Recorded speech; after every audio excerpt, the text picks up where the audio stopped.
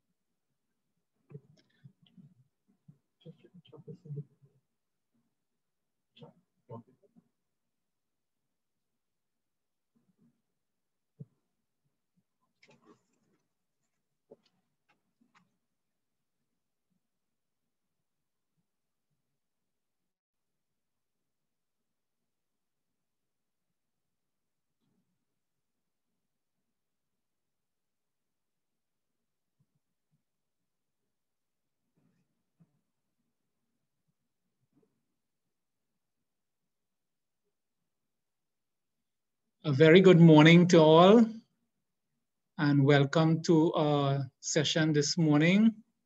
And this session is being done by the Office of Procurement Regulation. This morning, just by way of introduction, my name is Munila Lalchan. I'm the Procurement Regulator and Chairman of the Board. And I have with me this morning to share with some aspects of what we are doing.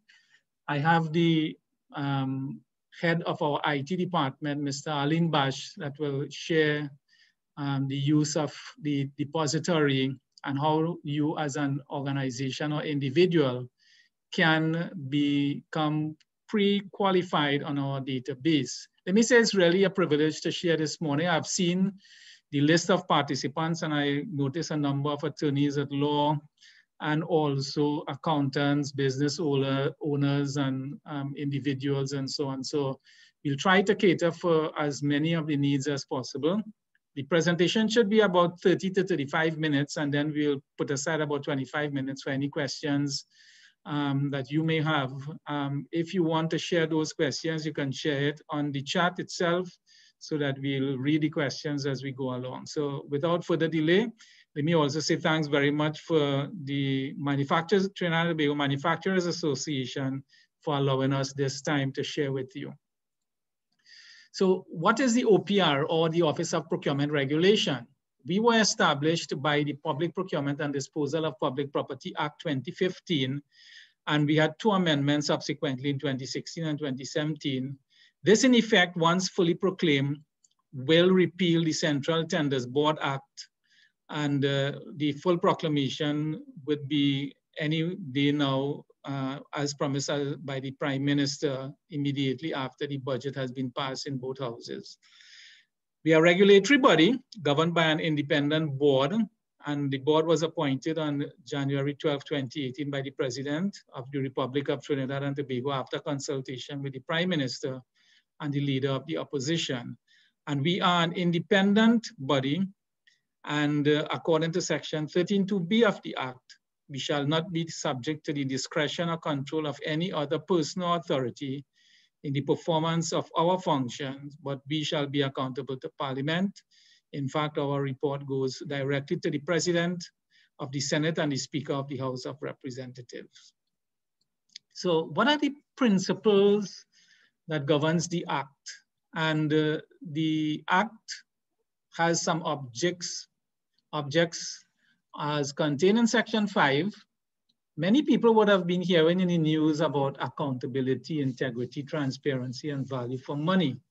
But it goes on to speak to the whole issue of efficiency, how efficient we spend public money, fairness in terms of how we give out contracts and works assignment, equity in our process, the public confidence that this is done above board, and to encourage local industry development is one of those principles that we would want to talk about.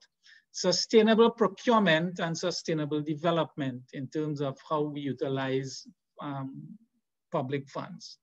So what are some of the things that we are responsible for? And these will be very insightful. So as we go through, you can take note. We will also share the presentation after with the TTMA so that it will be shared with all participants. So we have to establish a comprehensive database of tenders and awarded contracts. So in effect, all tenders and awarded contracts now will be published to the general public in terms of the contract, the works, goods or services, who it was awarded to, the value of the award, the amount paid today, the amount outstanding, and any variation order associated with that. So that will become a public document. The database is already established and ready for use. In fact, some public bodies have already started sending information to us. We have not been publishing it because the act is not fully proclaimed, but we continue to keep those records. We have to set training standards, competency levels, and certification requirements. Required now under the Act is the appointment of certain individuals to manage and operationalize the public procurement of every public body. And therefore, there will be certain training requirements and standards for these officers to perform their duties. We have just about completed that document, and we are working with the Accreditation Council and a number of the education institutes in Trinidad to establish that. We will be issuing guidelines on the retention and disposal of public property, and I'll come back to that later on. And also to prepare model handbooks with standardized bidding documents. As many as we have public bodies, we have different practices taking place in terms of how we do our procurement activities. Just for an example, we have 14 regional corporations and the Tobago House of Assembly. And every regional corporation have a different way of practicing how they do procurement. So all those will now be standardized. All handbooks and guidelines to be used by public bodies must be approved by the Office of Procurement Regulation. So we have issued a number of those. You can either use ours or prepare your own one, but all must be approved by the office. And we are in the process. We have already started the whole issue of technology and procurement by the setting up of the depository and the pre-qualification database that is already completed, and we'll be constantly looking at technology in the future. We will be and have already started the harmonization of all the policies, systems, and practices across all public bodies, promoting public awareness like we are doing this morning, and we have so far had 201 sessions already with a number of different agencies and organizations, chambers, and NGOs, et cetera, to review practices and delivery system on an annual basis. This is about continuous improvement. So on a regular basis, we will be reviewing the system of procurement and disposal to look at what is best practice and changes in technology and so on to bring it into the public bodies arena. To act for the state to dispose of real property. Now, previously, public bodies had to go through the Central Tenders Board and also the Board of Survey to dispose of stores and equipment. Now, public bodies can do that on their own once their handbooks and guidelines have been approved by the office. And the office now is responsible for acting for the state to dispose of real property, and that's land and buildings. So all disposal by the states for land and building has not to now come through the Office of Procurement Regulation. And to advise on best practice to obtain value for money. What we have found out in a number of occasions, we have seen that, for example, in certain of the public bodies where a number of persons would have purchased certain pieces of equipment, but forgot that, you know, when you do these things, you have to have a maintenance contract, warranty period, and so on, service contracts. So all those will be part of the full cost of the acquisition of goods, works, and services. For example, again, we put down very expensive buildings, but somebody forget that we have to maintain these buildings and it's not part of the deal. So all those will be part of advising the public bodies on the use of money in terms of acquiring value for money. And then the final two areas that we are required to deal with is the audit and review of the system to make sure that the organizations are in keeping with the objects of the Act, and also to investigate on our own initiative or upon complaint from any member of the public, any alleged or suspected breach of this Act. So we do have wide-ranging audit and investigative powers, and we already have trained auditors and investigators on board in the OPR ready to go in terms of investigations. So the obvious question is then, who falls under the Act? Who are required to be in compliance with the Act? The Office of the President, that's the President of the country, the Parliament, the judiciary, all arms of the judiciary, whether it's the Chief Justice, the appeals, High Court, Magistrate Court, Tax Appeal Board, the Labor, the one that looks after the Industrial Court, all those fall under the Act. A ministry or department or division, Tobago House of Assembly, municipal corporations, regional health authorities, statutory bodies, state control enterprises, service commissions, and a body corporate or unincorporated entity using public money. What is public money? Public money means money that is received or receivable by a public body, raised by an instrument from which it can be reasonably inferred that the state accepts ultimate liability in the case of default. So wherever the state gives guarantees for these loans and so on, spent or committed for future expenditure by a public body, distributed by a public body to a person, raised in accordance with a written law, and appropriated by Parliament. I just want to come back to D. So for example, all these funding for sporting organizations done by Sports TT will be required to follow the requirements of the Act because they are now spending public money and they need to account for those in terms of their procurement activities. Under Section 6.1, it says that any procurement of goods, works, or services or retention and disposal of public property that is not done in accordance with the Act, and any procurement contract or agreement that is not entered in accordance with the Act shall be void and illegal. So after a process, and we will go through the various processes to hear the different sides of the story, whether it's a service provider coming forward with a challenge, or any member of the public, and we find there's justification for making it void and illegal, we will so do after the proper process has been followed. So that's just a quick summary of what is required under the Act, and I'll turn over to Alim, who will go through in a little bit more detail some of the requirements for registration. And I know a number of you participating in this session will be happy to hear of what we have put in place, because I'm sure you want to get registered to do business. And let me say up front that going forward after proclamation, if you are not registered on the database, you would not be able to deal with public bodies in terms of participating in tenders and contracts, awards, and so on. So it's imperative that you be registered in the process. Thank you, Mr. Larchand. Good morning, ladies and gentlemen. So let's look at the procurement depository.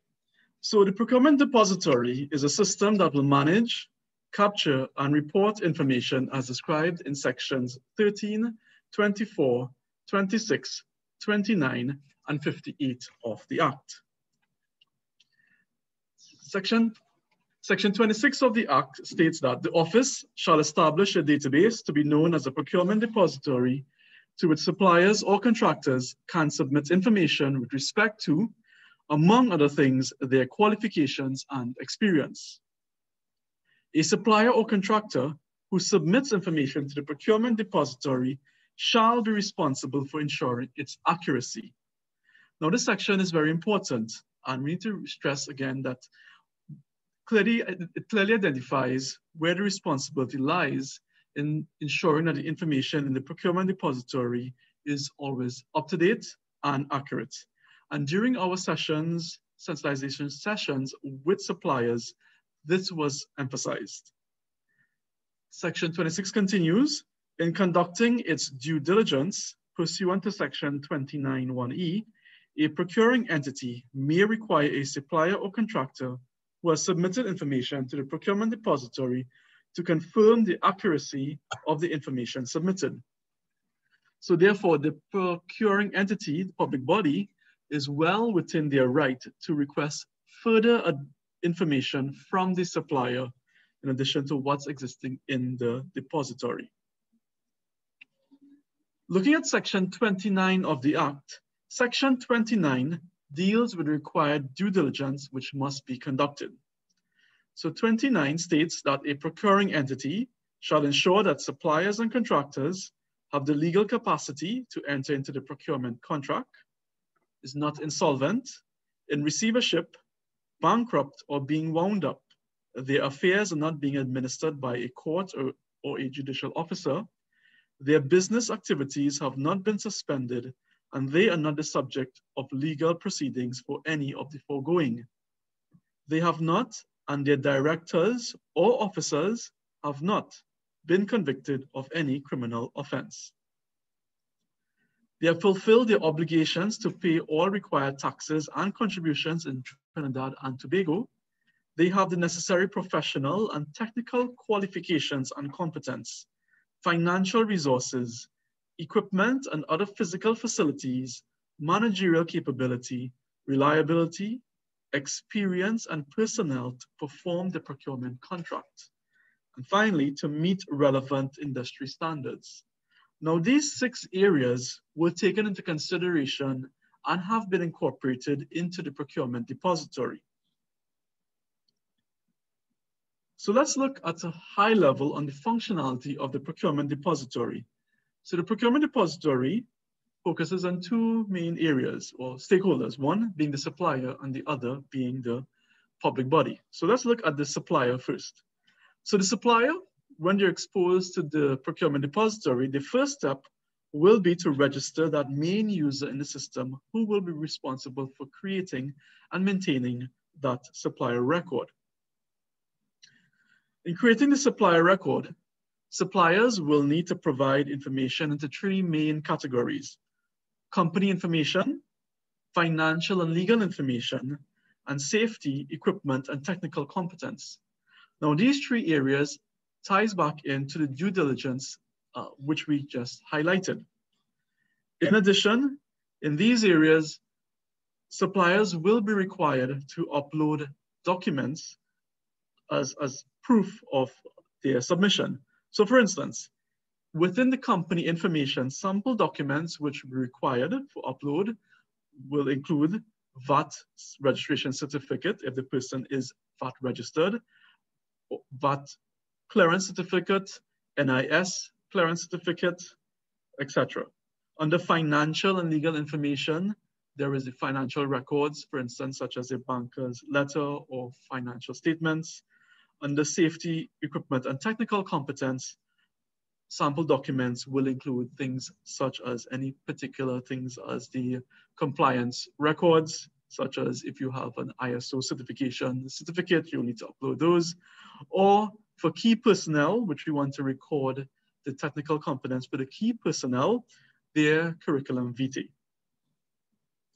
Now, once a record is created, the supplier has the capability to save the record and enter the system and update the system over time, because it's a process and it may not be created in one sitting.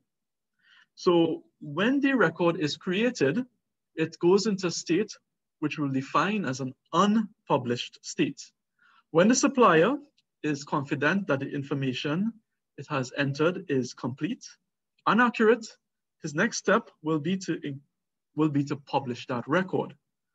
When the record is published, the public body is now able to view that published record. In the unpublished state, only the supplier and the OPR personnel will be able to review that information. So there's a clear distinction between publishing records and creating the record.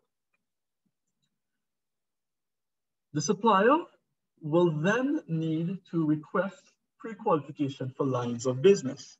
Now, lines of business in this case will refer to categorization of the supplier's goods, works, or services. Now, we have adopted at the OPR a standardized classification known as the UNSPSC codes. Now, this code, we had done some initial training with our suppliers and public bodies in sessions conducted in July and August. And this standardization really categorizes these groups into a 4-level hierarchy. With the highest level, there is the segment followed by a family, then a class, then a commodity code. With this standardization, there is that common language which will be spoken among suppliers, public bodies, and the OPR. And there are many benefits to this standardization. Now, in requesting for pre-qualification, suppliers will also need to identify a particular value category. And the value categories, there are 6 value categories. The first value category starts off at $100,000, and it can increase all the way up to $100 million. And the value category is stated in TT dollar and also the VAT exclusive amount.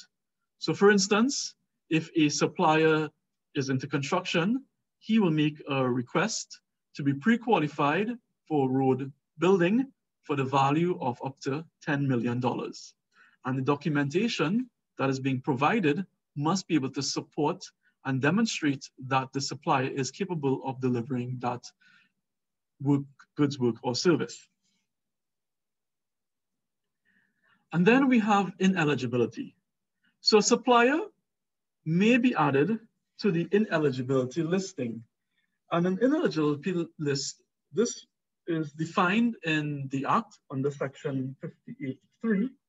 And 58.3 states that the office may add a supplier or contractor to the ineligibility list where the supplier or contractor consistently fails to provide satisfactory performance, is found to be indulging in corrupt or fraudulent practices, or is convicted of an offense under this act. So if a supplier is found guilty in one of these 3 reasons, he may be added to the ineligibility listing. But when a supplier is added to ineligibility list, all public bodies will be emailed notifying them that this supplier has been added to the ineligibility list. The supplier will no longer appear on the procurement depository on any of their pre-qualified lines of businesses, and then he may remain on that ineligibility listing for a maximum of 10 years. And this ineligibility is determined by an ineligibility committee who will review the documentation. And once they have determined that the supplier meets one or more of these criteria, the OPR will then add this supplier to the ineligibility listing. Moving on now to the public body's function. So a public body will be able to upload their procurement plan and their planned procurement activities for each fiscal year. Public bodies will then be able to assess the request by a supplier to be pre-qualified, and that public body will review the information that has been submitted by the supplier and can determine whether to accept the pre-qualification for that line of business and value category, or if they're not satisfied with the information presented, they may determine that that request can be rejected. Even though a supplier has been rejected, he can then make corrections to his record and then make submissions to be pre-qualified again. Now, once a public body pre-qualifies one supplier, that supplier will be visible to all public bodies for use. So there is that benefit in that pre-qualification once allows suppliers to be used by all public bodies, and therefore they don't need to go through a pre-qualification exercise each time they interact with a public body. Looking at the tender management capability, public bodies will be able to record a tender record And they'll be able to do this by recording down to the tender lot. So there will be a minimum of 1 lot for each tender record. And then for every lot, the public body will be able to record some basic information that relates to bids which have been submitted. Thereafter, once the bid has been evaluated and been awarded, the system records, or the public body will identify the supplier to whom the contract was awarded. And thereafter, the contract management status aspect of the procurement then continues. And then finally, the public body will have the capability to record disposals of all property in their purview. And a disposal record will contain, besides the description of the record itself of the property, the address of the property, as well as the various beneficiary or beneficiaries of the disposed property. Now, just a point to note, in terms of the functionality of the system, while the system has certain elements of an e-procurement system, this is not an e-procurement system. So it doesn't allow persons to do or perform tender evaluation, tender bid awards, etc. So the information that we are capturing here that relates to tenders will be required by the OPR to support or actually to report to Parliament at year end. And all of this information that we have here can be founded or are founded in the Procurement Act. Now, how do you access the procurement depository?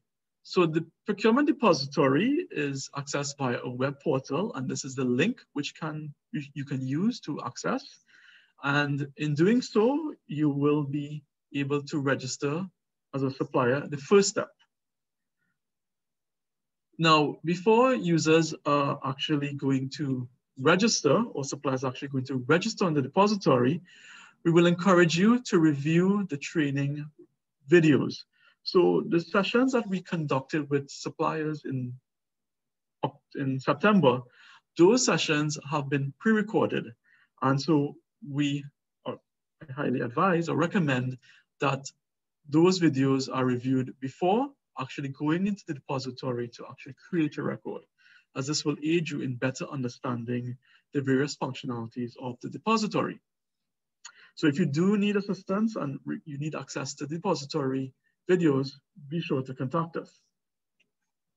So in terms of training and support, the OPR is here and ready to support our stakeholders by providing training and the training documents will include a list of the required attachments and usage, or guidelines for those attachments of how you're to upload, file size, file types, the various processes in the procurement depository, some frequently asked questions, the data privacy policy, and the format of this training will be done the combination of training videos, printed documents, and through webinars.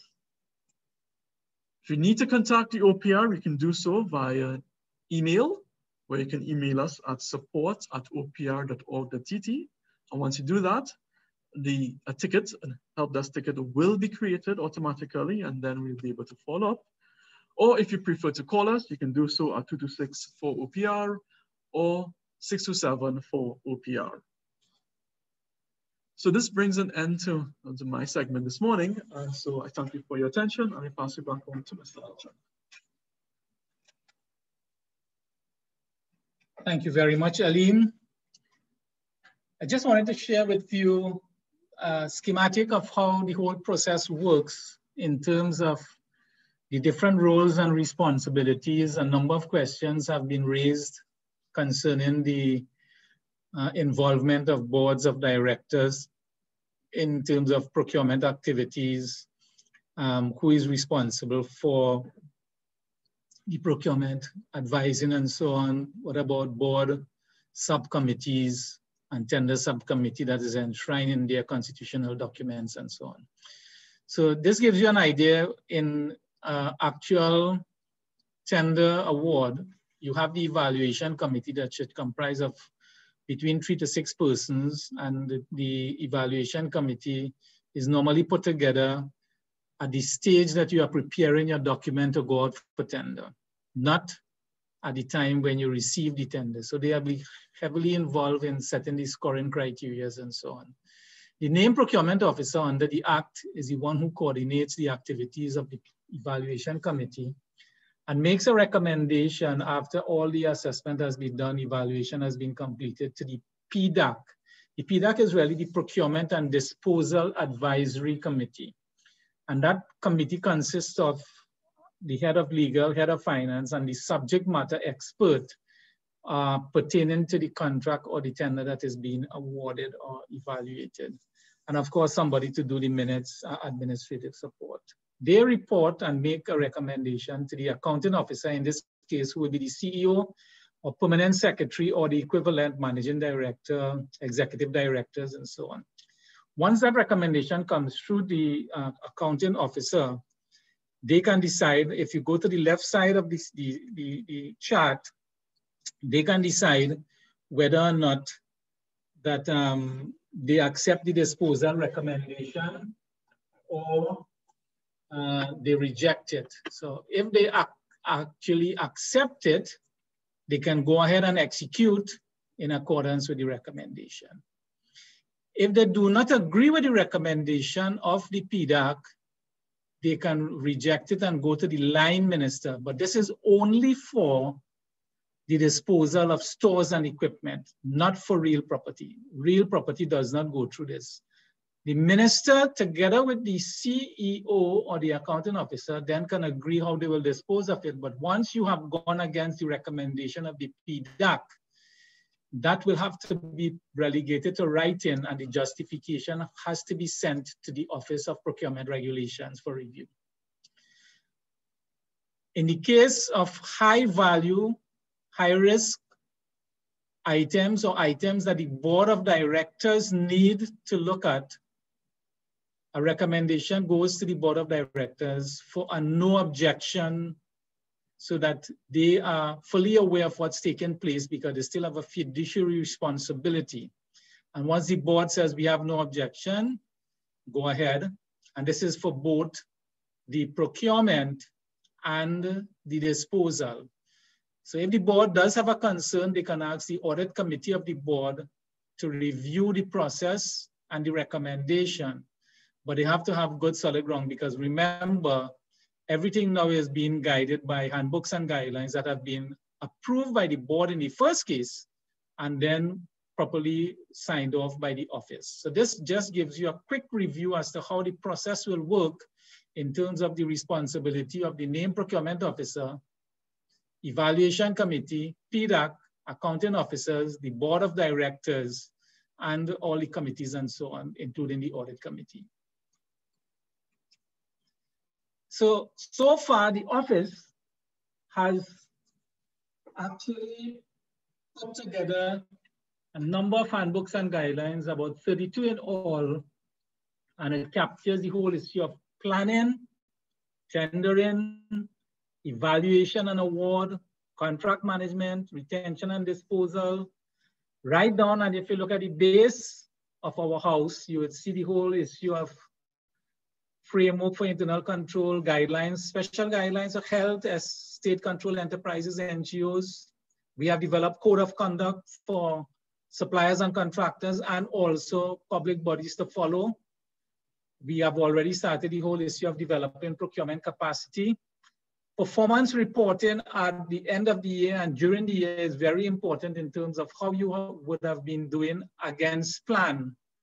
And then we do have a whistleblowing and challenge proceedings. We have already in the final stages. By this Friday, we'll be signing off on our whistleblowing and case management software that we have recently acquired that gives a lot of protection to whistleblowers and so on who would want to bring things to the office.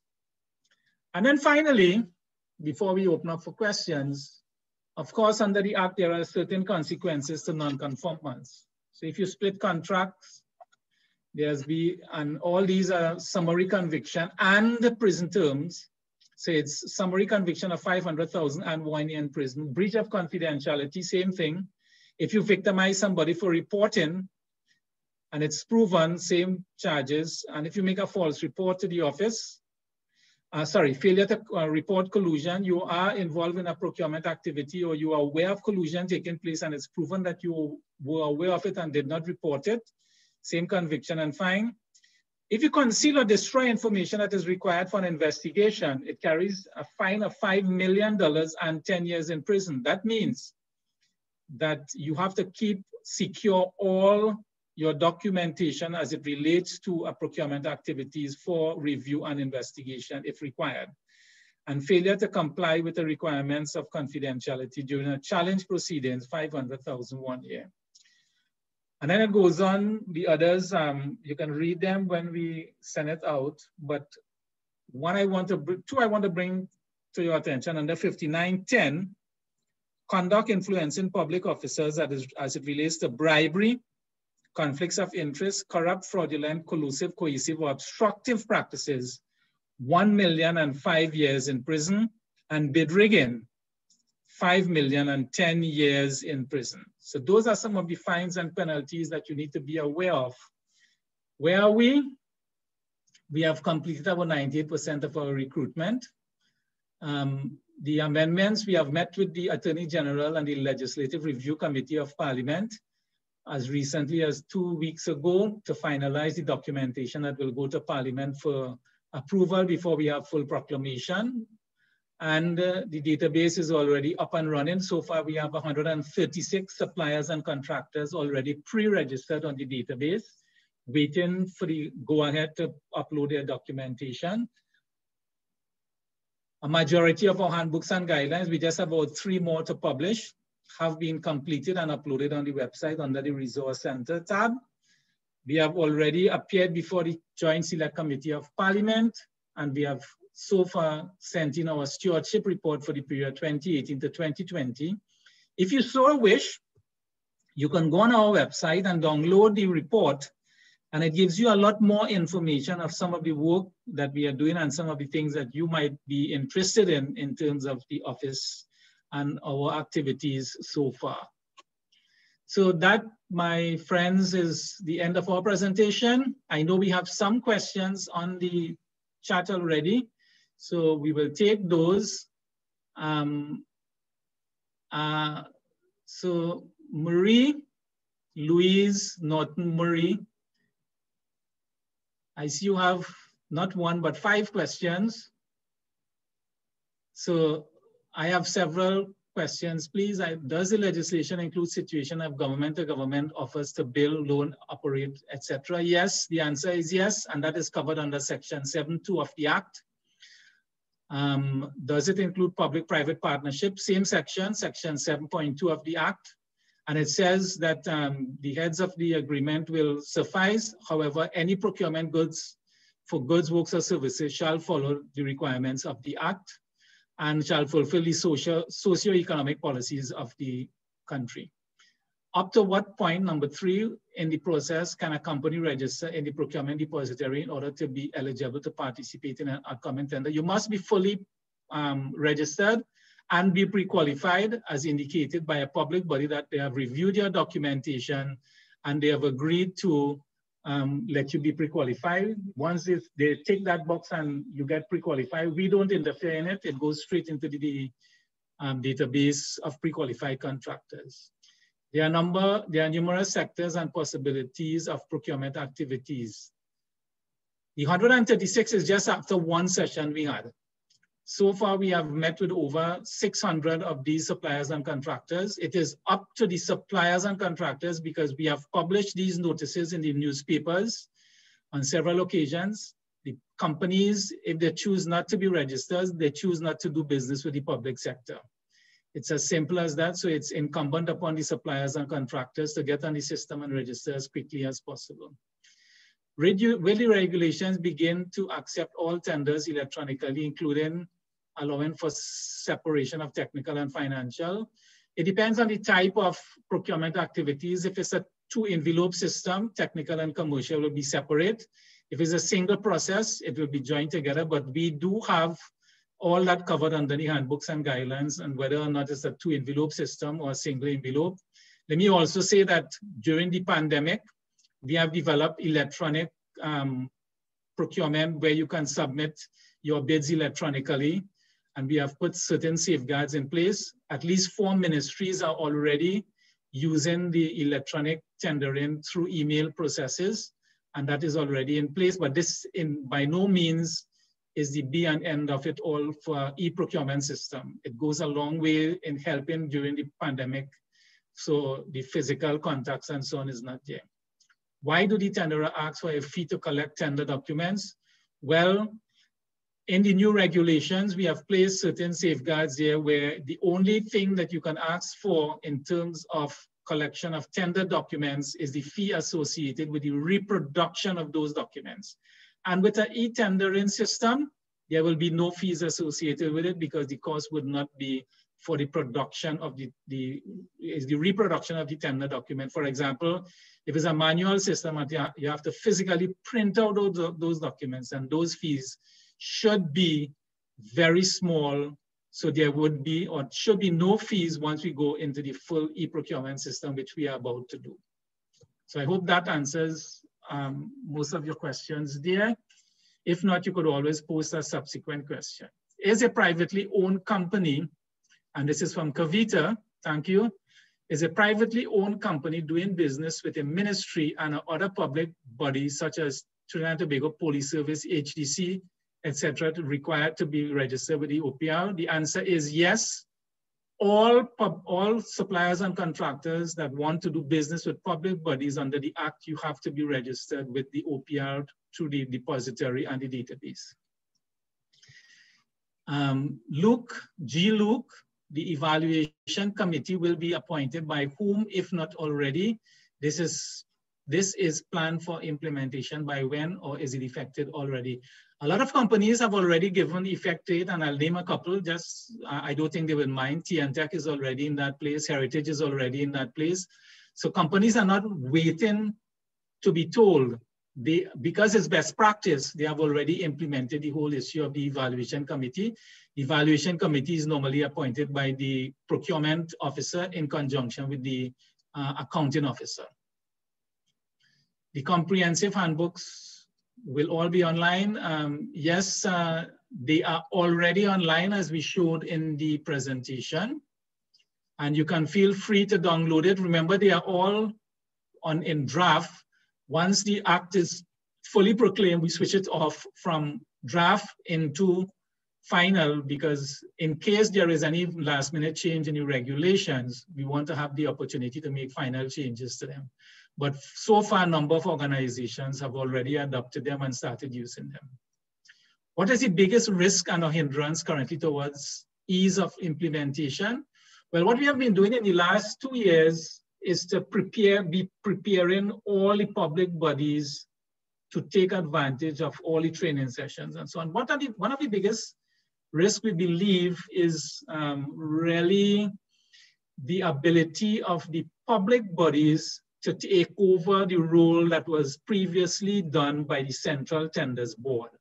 We believe there will be a little capacity gap there for new procurement officers coming on board to take over these complex projects and so on. So that will be a challenge. But apart from that, we have done, if you go on our site, you realize how much training and sensitization we have already done. I said over 201 of those sessions. And it ranges from actually training people how to do evaluation, how to do a plan, et cetera, et cetera. In fact, on the 5th of November, we are putting on a major project webinar in terms of procurement planning for public bodies. So if you are a public body and you want to get involved, contact our office and we'll register you. So far, we have had 137 persons registered for our morning session and about 46 for our afternoon session. Next question. Suraj Raghunath, how are you, my friend? What specifics, I'm hoping it's the same Suraj Raghunath from the Trinidad and Tobago Cricket Board. Would specific certification be required for procurement officers, personnel to engage in procurement of goods, works, and services? There is a requirement, it's not mandatory, but one of the things that we have to do is to set up these certification requirements, which we have, as I said, we have already done, and soon we'll be working with the educational institutes to help them along setting up their curriculum and so on to take advantage of it. But there are certain qualifications that we are recommended, like SIPS qualification, first degree, master's degree in logistics and procurement and so on. For the complex ones, you'll have simple buying functions that you probably don't need a lot of certification, buyers. But certain positions, we will require that you do go through some formal set of training and so on. What is the biggest risk and or hindrance? We did answer that. I have been checking in and reviewing the repository of draft guidelines, including all the consultations and other related files, and it is very comprehensive. Bravo. Looking forward to the full proclamation. Kudos to all. Thank you very much. Are there specific guidelines for the creative sector and its in particular nuances in procurement of talent skills? A very good question, Petal, because we did receive this from another agency. And the answer is, in the creative industry, we are allowing for all public bodies to put in their nuances in the handbooks and guidelines. So if you do have certain challenges and recommendations, you make an amendment to our handbooks and guidelines, send it back to us as an amendment in an appendix, and we will review it and approve it. So there's an opportunity there for some flexibility in how you deal with artists and so on, especially like for during Carnival. Carnival Commission is under the Act, and therefore how you engage the services of the calypsonians and steel pans and so on. All that you can put into your special handbooks and guidelines, and we'll be happy to review it and approve it. Even Adonna Gordon says, even though documents are e-tendered, does the documentation speak to the legal ramification of obtaining best practice of having at least one original document on hand? How long must a company keep submission even though the proponents were not successful? The submission and the procurement files that you need to keep is recommended in the regulations or recommendation, and once the regulations are passed, it's 7 years. However, if there is an active investigation going on and you have reached the 7-year period, you will be required to keep those documents until the full completion of the investigation and any court matter that may emanate from those investigations. What is the staffing level of the OPR? So far, we have 37 persons on board, and we have a number of individuals that need to come on board when we have full proclamation. For example, the secretariat, complaints officers, and so on. We still need to get those persons on board. So we have 37, and we should go up to about just under 50 when we are finally and fully operationalized. Amela, once the legislation is proclaimed, will it replace the procurement guidelines outlined in the State Enterprises Performance Monitoring Manual? The answer is yes. That is just a guidelines, and many of us know that some people just follow it, some people just don't follow it. Where can this handbook be obtained? All the handbooks are on our website, oprtt.org. Under the resource section, you'll see everything highlighted here. That's Marie. Marie, do you have a call e-advertisement to companies to register on the procurement depository? We will have already sent out that I think was public advisory number 13 that we would have sent out, but you feel free. We will, once we have a full proclamation, we will go back out again and invite those persons who were not part of the initial wave to come back into the register.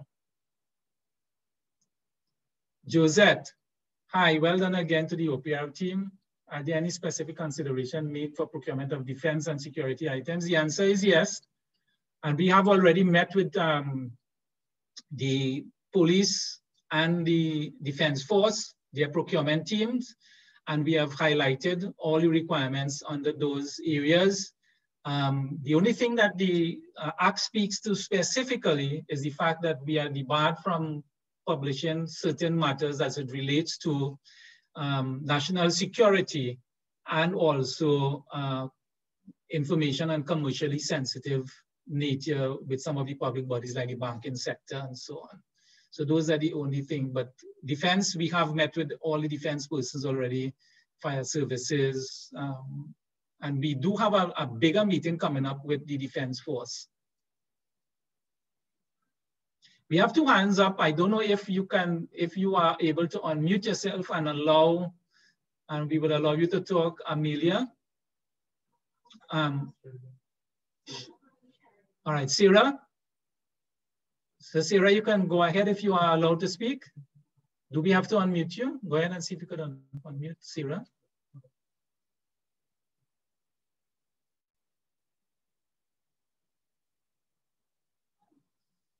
I'm not sure, we are not able to unmute you from our side.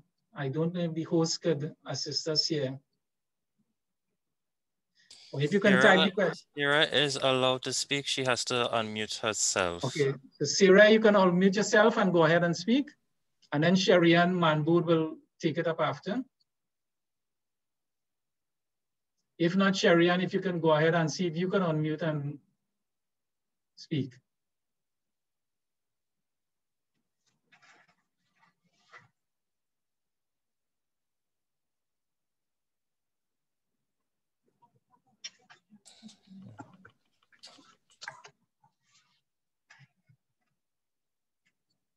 All right, so Sharon has a question while we wait for Sarah and Sharian. Is it compulsory for ministries to create complex forms for workers to fill out for all procurement activities, especially those that do not include the tendering process? We have covered all the different areas of tendering, whether it's sole selective, 3 quotes, invitation to bid, request for proposal, public tender. So if you go online, you will see all those, and it gives you the requirements for documentation and so on. So for simple things, you don't need complex documentation. Will the record be sent to?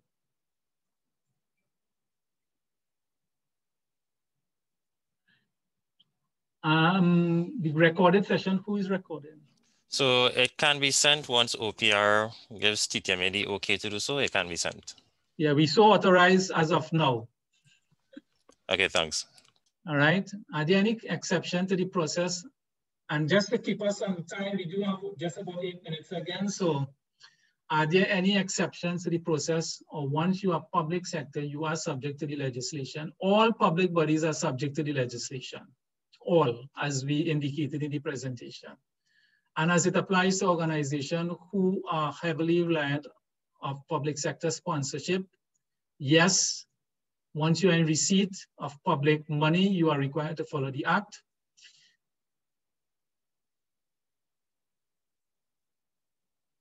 That's right. So you are required to follow the act once you are in receipt of public money. For example, we have already met with a number of the school boards who will get money through the Ministry of Education to run their schools and so on. All right, I'm seeing one will parallel pre-qualification. Okay. Yeah, that's the same one. Do individual and companies that provide consultancy services to public bodies have to be registered as suppliers in the depository and be pre-qualified? The answer is yes, Latoya, and especially we have just completed the requirements for attorneys at law. We did have a number of sessions with the Law Association, the president and members of the Law Association executive, and we have finalized those requirements. It's not as comprehensive as some lawyers would think, but we need basic information in terms of the different areas of specialties and so on that you'll be providing services. So all attorneys have to be pre-qualified also. And if you're in partnership and so on, the partnership will have to pre-qualify. Will parallel qualification, competencies, and ethical compliance requirements expected from service providers and consultancy be applied to officers in the public sector? Please provide an overview of how. Ivan, both sectors, for the suppliers and contractors and also the public bodies, we have developed in conjunction with the Integrity Commission code of conduct to be followed, and breach of those code of conduct will have consequences associated with it. So we would have rolled out the code of conduct for suppliers and contractors when we met with them, and we were about to roll out the ones, we are just in the process of finalizing the one for public bodies. So there will be code of conduct on both sides of the fence. The ones for the public bodies, if you go to the Latoya to the general depository, you will see all the requirements, even for attorneys, to put in all their information there in the depository already. Can you, Amelia, can you provide more information on the role of the board in the process once the recommendation to accept has been made to the accounting officer? The board themselves, they are only required to give a no objection for the high risk, high value ones that they want to look at. Not everything goes to them. So if they are required to say, we want to see everything over 2 million, we are recommending that you send those recommendations to the board for a no objection, not for it to review the process and say, well, you should go over the process because they didn't invite A, B, or C. All that has to be done in keeping with the approved handbooks and guidelines that the board would approve. Once the process is followed by the procurement officer and the accounting officer, the board should not have any objections to the process. So it's only for a no objection to the board. The exception, and I need to state this because it came up recently, the only exception to that process is where you are appointing external auditors.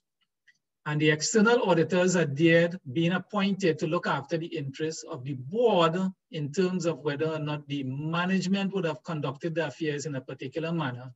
And we wouldn't want the management to appoint the auditors and go through the process of the appointment. So that should be done by the subcommittee of the board, the audit committee, and approved by the board. That's the only objection we are recommending, or exception, sorry, that we are recommending when they're appointing external auditors to audit the affairs of the organization.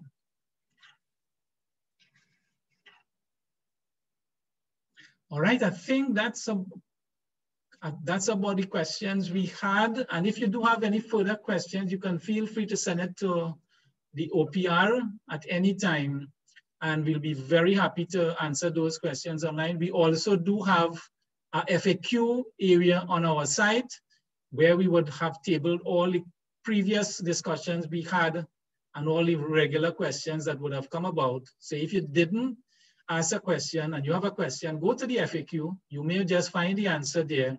And if not, drop us a line. We'll be happy to respond to you within 3 to 5 days of the request being tabled on our help desk. So thanks very much, guys. It has been a privilege. It's really a privilege to share with you this morning. And keep in touch. Try and get in if you are a supplier contractor. Get in on the depository and see how quickly you can get registered with the first phase, awaiting when we tell you go ahead for the uploading of your documentation. So have a great day and be safe all.